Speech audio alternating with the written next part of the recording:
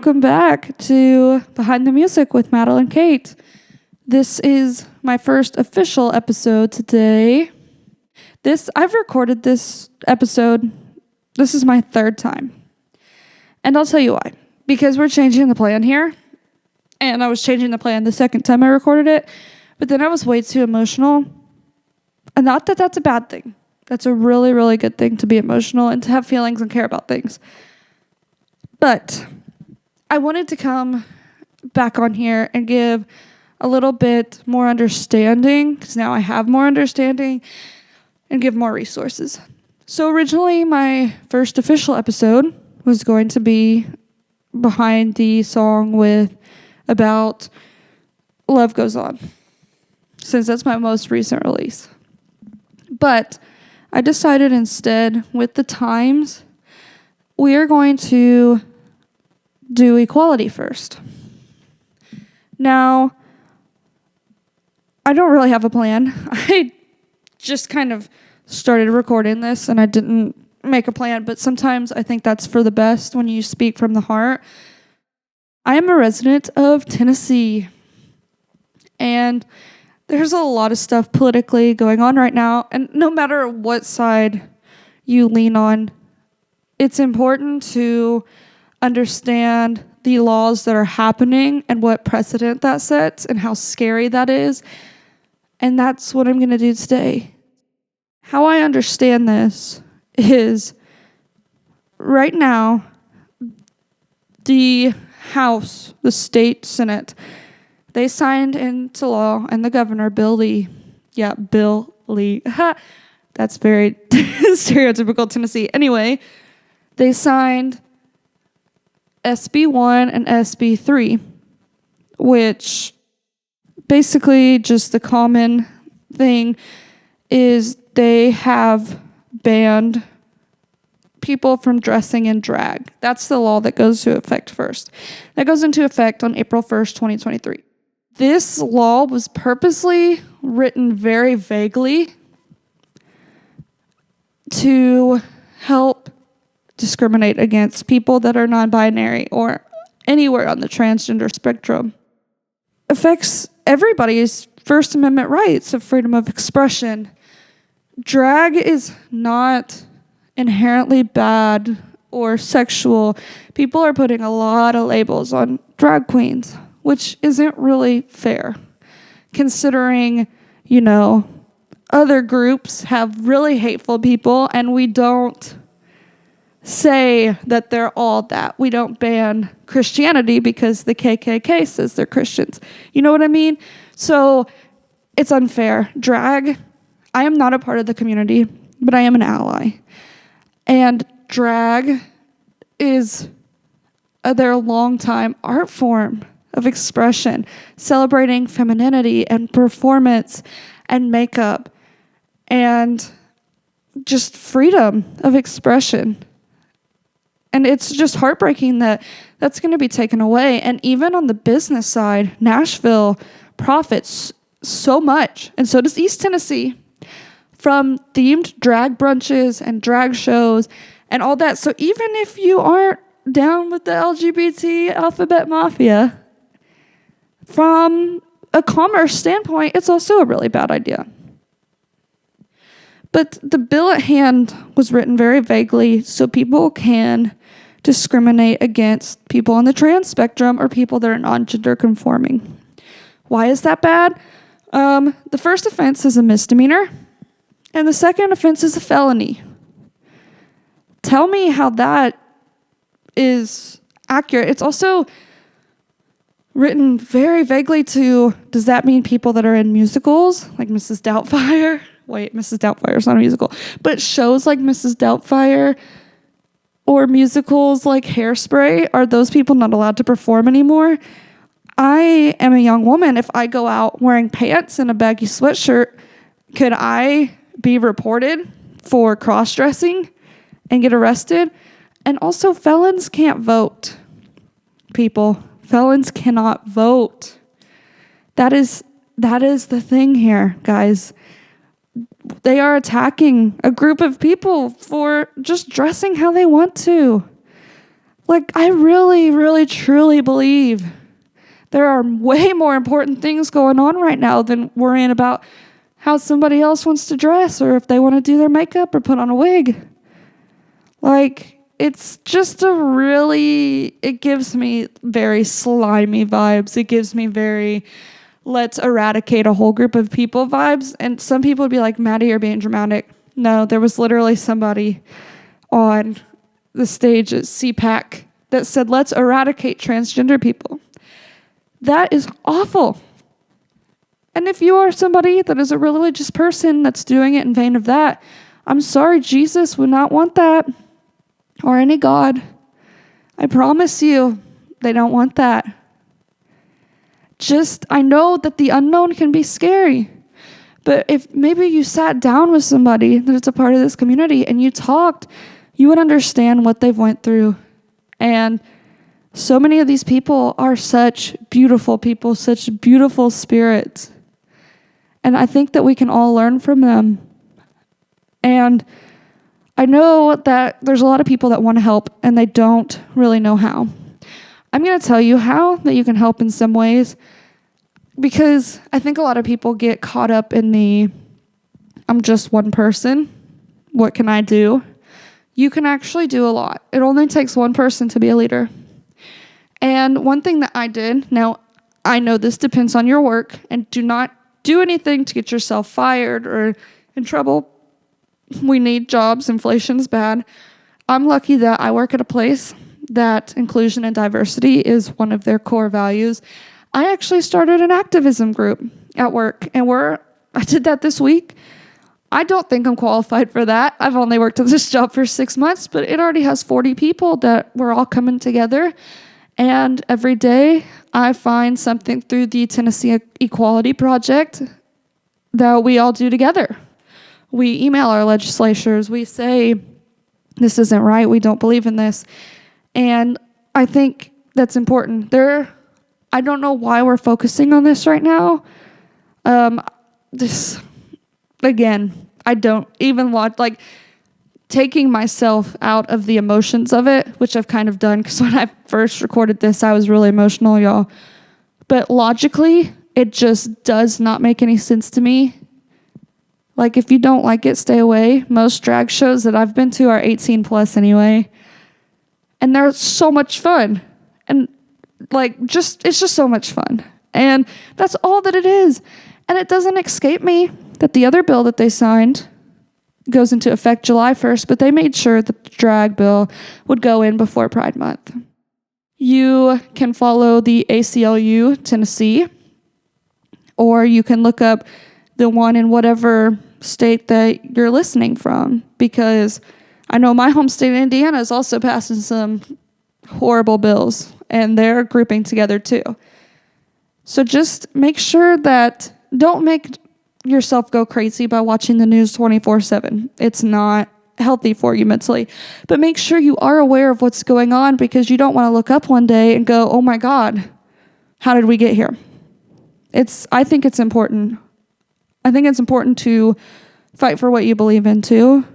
I'm not violence. I'm not inciting violence, but to make your stance heard. And I think it's really important for any ally to step up right now, because people that are LGBT, they are tired, y'all.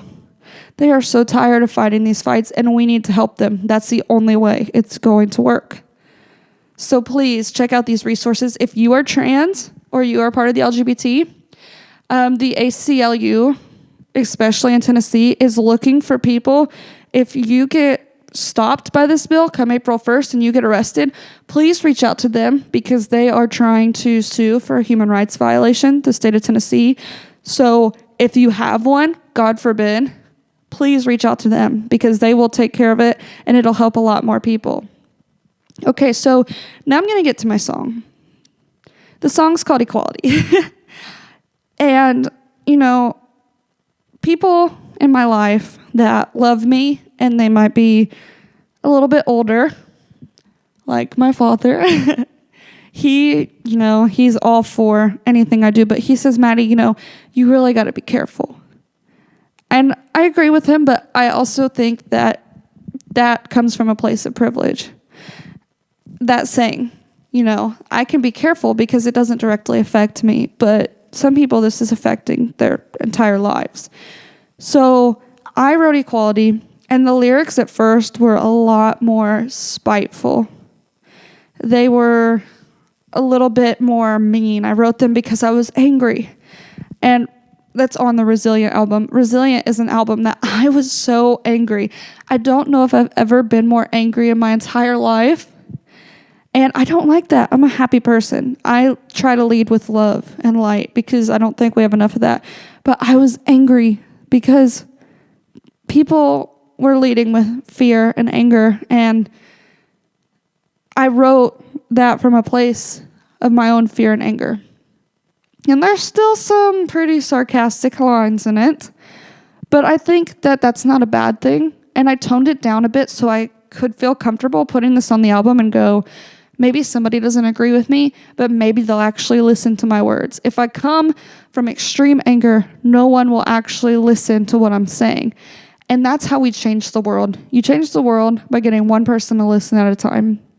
And it is so hard sometimes to not scream and yell at somebody that doesn't believe what you believe, especially nowadays. But as somebody that's an ally and somebody with a big heart, that's my superpower. I think it's my job to take on these harder conversations. Because if I do it with somebody that I love, then maybe down the road they'll be nicer to somebody that they might have not been nice to. I don't know. So take it one person at a time.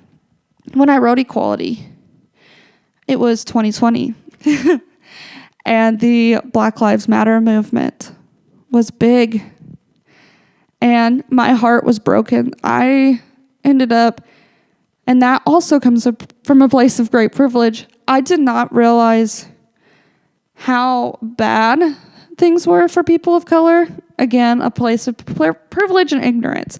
And I think the first step is to admit that you have ignorance. I was ignorant. I did not realize how systematic racism still was. And I'm not saying this to sound preachy. I'm talking about my own life. I'm talking about my own songs. And I started looking into what these people were saying and the statistics. Everything broke my heart.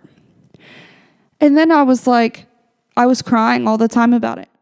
And so I thought, I want to help. I don't really know how to help right now, but I know how to write a song. And so I wrote Equality. And I think that out of all of it, the first verse is my favorite because it just flowed out of me.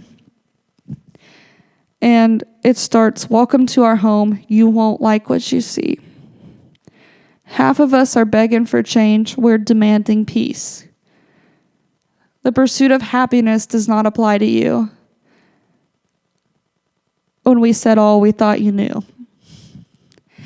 And that was kind of a double entendre because it's like the people that are fighting for equality are saying, in the Constitution, it says all. We thought that you knew that we would fight for this because that's what our country's built on, is for all. That's what the Pledge of Allegiance says. But then the double entendre is people that are fighting against equality are saying, when we said all, we thought you knew we did not mean you. We thought that was pretty clear because back in that time, they weren't talking about you. And I think that's important because I think that's what's kind of going on right now, just in general.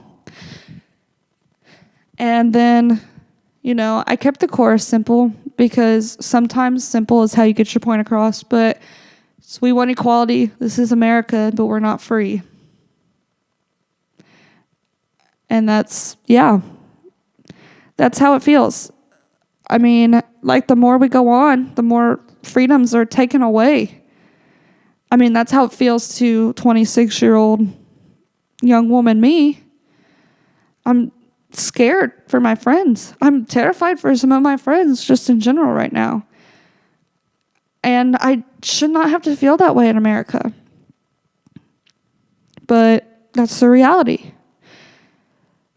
And the next verse, why did I feel like I forgot? Okay, y'all, sometimes being a songwriter, with the music on, I could definitely sing it. But when I'm just like trying to think about it and say it, I forget because I've written it and I've rewritten it, and I don't always remember what like stays in and what didn't. But the second verse is, I know it's hard sometimes to fight, but our generation needs to stand up for what is right. I can't let myself see another friend cry. I don't have the answers, but we need to try. And that is the thing I still want to hit home. I really am upset for people that I know and people I don't know. I just don't feel like, I feel like we can do so much better. I feel like we can all be happier and more loving. And I feel like people should be able to be who they are. That notion sounds so crazy, but I don't know. I just like to see people happy. If they're not hurting anybody, it's beautiful. I love seeing people shine and finally having the courage to be themselves. Whether that's pursuing a dream or being gay, whatever it is, I love it. And that's what I think we need to keep fighting for. And it is hard to fight. It's so hard right now. I feel like so much has happened in the last few years that I'm starting to feel desensitized to it because it's just a constant news cycle of horrible things. But I think that you can recognize that, but you still need to do something, even if you don't know what to do. Like I said, I started a group at my work. And I told my husband, I said, why did I think I was qualified to do this? I don't know anything. And he said, why don't you think you are? Like, he knows me very well. Obviously, we're married. But, like, even if you don't know what to do, if you just try, at least you're doing something. Now, here, I will give you some exclusive lyrics that didn't make the final cut because they were a little aggressive and I did not want to come off preachy. I wanted to like kind of have this like ballady chant that was like, yeah, let's rise up and kick inequality's ass. But I was in my feelings the day I wrote this. So here's some bonus lyrics that didn't make the final cut. Now tell me, do you worry when you get stopped by the police? Can you get married to the one you love with any priest? Now tell me, do you have to worry that they'll scream the word slut at you? Can you wear a skirt and not worry about what a man can do? I decided to nix those lyrics. I still like them. I think they're good, but I just kind of explained my thought process before, but I wanted to kind of keep it straight and to the point. Now the bridge is, maybe when I was growing up, I thought more of America. Now I see injustice every single day, and it wears heavy on my heart in every way. They try to shut me up, but I'll sing anyway. That is definitely true, and as a woman that grew up loving country music, there's a lot of, and just even being on social media, there's a lot of people that are musicians, and people are like, shut up and sing. We don't pay you for your opinion. While that is true, they're a citizen. They're allowed to say their opinion. And also, like, you're talking to a musician. You're talking to songwriters, people that are artists, people that have big hearts, and people that write about what they see going on. Like, the arts is how we keep track of the common man through history. Like, that's how you know what's going on. When you listen to things in the 70s, like from the 70s, 60s, you're like, okay, we know what was going on in society. So it's kind of backwards to say not to sing. And, the chicks that hurt their career for a while, and one of my favorites, Maren Morris, she's really good at going, I don't really care, say what you want. Like, I'm going to stand up for what I think is right. And I think that's beautiful. And not that I'm comparing myself to them because they are on a much larger scale than me. But even if people try to shut you down, don't let them. Fight for what you think is right. It can be scary, but at the end of the day, if that's what you believe in, then do it. And just my last little chorus is, we want equality. This is America, land of the free. And to me, that means everybody. And that's how I feel. Maybe it's too idealistic, but I really just wish that we could truly love each other. I mean, yeah, there's assholes in the world. There's always assholes, but maybe instead of letting assholes take the lead and screw everything up, we tell them they're assholes and we actually just let people live their lives. So, I hope you listened to this podcast. I hope you didn't get pissed off, but at the same time, again, I'm a songwriter. I got to write what comes from my heart, or it's not true. And this is very, very close to me. This is important to me. And I hope that if you do live in one of these states, you stand up against the injustice that's happening right now. I know I will be. And again, check the ACLU Tennessee, check the Tennessee Equality Project, and even GLAAD has some good resources right now. Also, if anybody's interested in what I've been sending each day to my work, I can make a big group text or a group email and send it out every day too. I would only have to copy and paste, so just let me know. Let's fight against this. Let's do our ancestors that thought, ancestors, LOL. Civil rights movement wasn't that far ago, just so you know. It wasn't that far ago. Most of those people are still alive. So it's funny I said ancestors. Let's make the people that fought in the 60s, 50s, and 60s proud, and let's continue to fight. Let's not let it all go out in vain, because we need diversity. It's beautiful. Thank you for listening. I'll be back again in 2 weeks. Who knows what song? I'm going to say Love Goes On, but it's also March.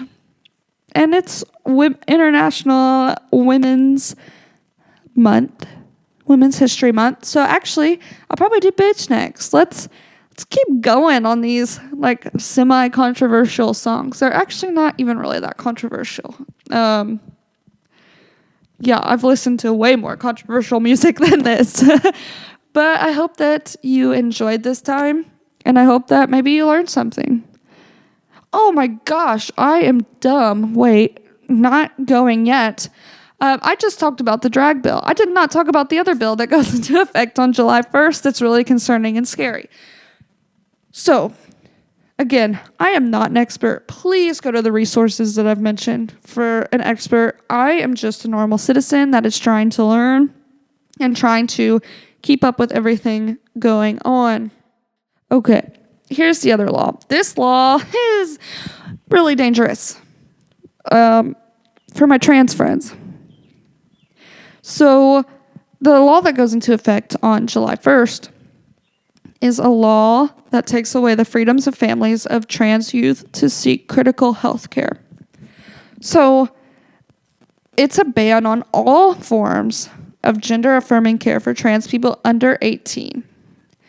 It can be really, really dangerous because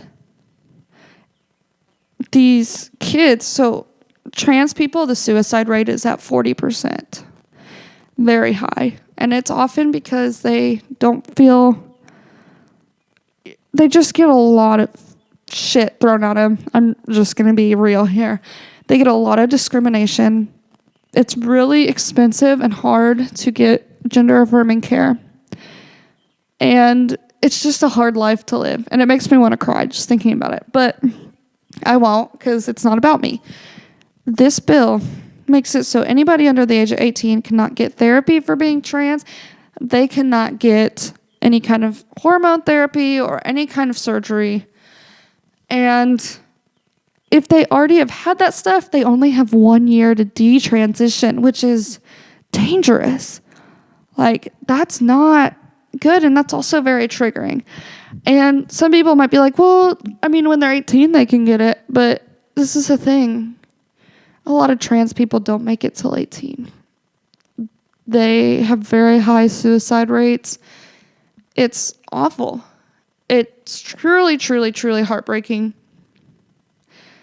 And it's harder to get when you're 18 because you can't take puberty blockers and all that jazz. But what's even more heartbreaking, or not even more, but also heartbreaking, is these bills are making it so people are saying up the 40%. Yeah, they're not saying, oh, we're protecting the children. No, these people are saying they're trying to encourage more trans people to commit suicide. And to me, that's awful. But also, like, why can't private citizens make their own medical choices? This is just, to me, this is just like a really, really scary... It's just the start, people. It's just the start. And all you people that talk about the government taking away your rights but are silent on this, they're coming for you next. So you might as well help put a stop to it now. Because it's not going to stop. Like, right now, they're on LGBT people, but when they're gone, who do you think they're going to turn on next? And that sounds dark. And you might go, Maddie, you're being dramatic. I'm not being dramatic. Everything that everybody told me I was being dramatic about a few years ago has happened. It's just, if you actually study history, this is how these things happen. I encourage you to please keep up with the laws. And if you are personally against being gay or trans, then okay, that's your decision. That's fine. But don't stop other people. Don't allow people to die because of these harmful bills. Because bills like this also tend to lead to an increase in violence against these groups. And again, you might say, Maddie, you're being dramatic. No, I've seen it with my own eyes. I have been there. I have been holding hands with my trans friend trying to get through a crowd, totally platonic, and seen them punched in the face by some guy that didn't know us. And they have experienced way, way, way too much discrimination and violence. And I'm sure I don't even know the half of it. And that's their story to tell, not mine. But I'm just saying, I am not trying to make anything a bigger deal than it is. It is a big deal. So please, please consider knowing what's going on and helping. No matter what party you are, please choose to do the humane thing. Please don't let these people die or get falsely imprisoned for being themselves and wearing a rainbow-colored outfit and wearing a wig and makeup. I just don't understand, and I fear I never will. But please go check out the resources again. ACLU of Tennessee, if you're in Tennessee, the ACLU has different accounts for each state, so that's a good resource to look at. If you're in Tennessee, the Tennessee Equality Project, that's what I've been using to contact my representatives, because that's important. They don't answer, or I've actually had some answer me in a very, very rude way back when I've not been rude. But at least they know that I'm watching, and I will not be voting for them the next time. Have a good day. Thank you for listening, and I will be back again in 2 weeks.